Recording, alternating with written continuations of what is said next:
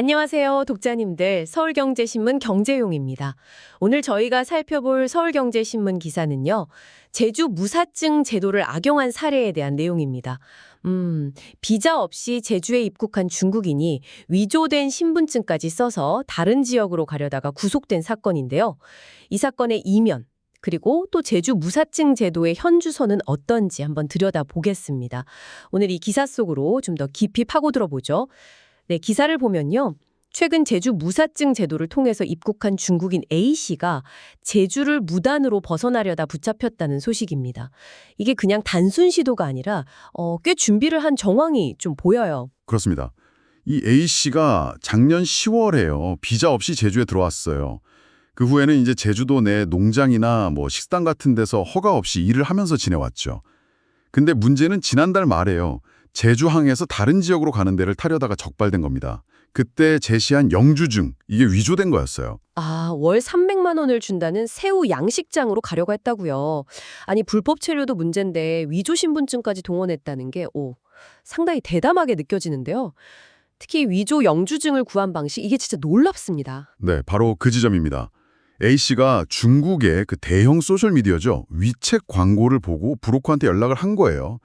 그래서 약 90만 원 정도를 주고 위조 영주증을 샀는데 이게 중국 본토 푸젠성에서 국제 택배로 발송했다는 겁니다.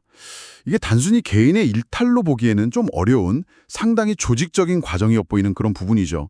어쩌면 국경을 넘나드는 위조 서류 유통망이 있을 수도 있다. 이런 가능성을 보여주는 거죠. 아니, 위챗 광고를 보고 돈을 보내고 국제 택배로 위조 신분증을 받는다. 와, 정말 영화 같은 이야기네요. 이런 일이 실제로 벌어지고 있다는 사실 자체가 좀 제주 무사증 제도의 허점을 보여주는 것 같기도 하고요. 이 제도가 원래 어떤 취지로 만들어졌는지 이걸 다시 한번 짚어볼 필요가 있겠어요? 네, 제주는 기본적으로 관광 활성화를 위해서 외국인이 비자 없이 입국해서 30일 동안 머물 수 있도록 허용하고 있거든요. 외국인 관광객을 좀 적극적으로 유치하려는 그런 목적이죠. 하지만 핵심은 이 제도를 통해 들어온 사람은 원칙적으로 제주도 밖으로 나갈 수가 없다는 점입니다. 다른 지역으로 이동하려면 법무부 장관의 별도 허가가 필요해요.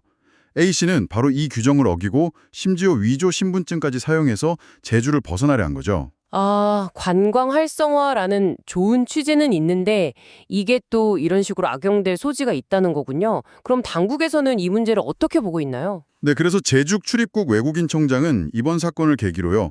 무사증 제도가 불법 취업이나 이동 통로로 악용되지 않도록 관련 브로커 수사를 강화하고 법을 아주 엄정하게 집행하겠다 이런 입장을 밝혔습니다. 그러니까 제도의 긍정적인 면은 살리면서도 부작용은 확실히 차단하겠다 이런 의지를 보인 셈인데요. 하지만 말씀하신 것처럼 이런 조직적인 시도가 계속된다면 단속 시스템에 가해지는 부담도 커질 수밖에 없겠죠. 그런데요, 좀 흥미로운 게 이런 불법 이탈 시도나 단속 강화 소식이 있는데 정부가 지난 6일에는 오히려 중국인 대상 무비자 입국을 확대하는 듯한 정책을 발표했어요. 다음 달부터 내년 6월까지 중국 단체 관광객에게 무비자 입국을 허용한다. 이런 내용인데 이건 어떻게 해석해야 할까요? 언뜻 보면 좀 상반된 움직임처럼 보이기도 하는데요. 네, 그렇게 보일 수 있습니다. 충분히요. 한쪽에서는 불법 이탈을 막으려고 단속을 강화하는데 다른 한쪽에서는 문을 더 여는 것처럼 느껴지니까요. 근데 여기에는 몇 가지 맥락이 좀 있습니다. 우선 이번 조치는 작년 11월부터 중국이 우리 국민에게 단기 방문 무위 비자를 허용한 게 있거든요.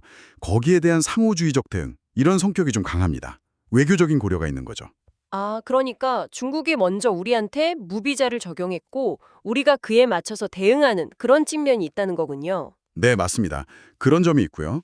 그리고 또 중요한 차이점은 이번 허용 대상이 단체 관광객이라는 점이에요.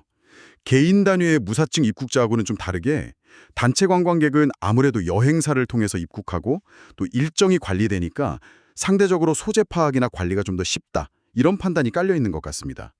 즉, 통제 가능한 범위 내에서 관광 교류를 활성화하고 동시에 중국의 조치에 화답하려는 좀 다층적인 고려가 담긴 정책이라고 볼 수 있는 거죠. 물론 단체 관광객이라고 해서 이탈 가능성이 아예 없는 건 아니니까 지속적인 관리는 당연히 필요하겠죠. 아하, 그럼 결국 A씨 사건 같은 개인의 제도 악용 사례에 대해서는 엄정하게 대처하면서도 관리가 좀 더 용이한 단체 관광의 문을 열어서 경제적 효과라든지 뭐 외교적 관계 이런 걸 고려하겠다. 약간 뭐랄까 투트랙 전략 이렇게 이해할 수 있겠네요. 참 관광 활성화와 국경 관리 사이에 어려운 줄타기처럼 보이기도 하고요. 네, 정확히 보셨습니다. 제도의 문턱을 낮추면 경제에는 분명 도움이 될 수 있지만 동시에 뭐 관리의 어려움이라든지 악용 가능성이라는 그림자도 함께 따라오거든요. 이 균형점을 어디서 어떻게 찾을 것인가가 계속해서 중요한 과제가 될 겁니다. 지금까지 제주 무사증 제도 악용 사례 및 관련 정책 동향에 대해 다뤘습니다. 다음에도 빠른 소식으로 찾아뵙겠습니다. 지금까지 서울경제신문 경제용이었습니다. 감사합니다.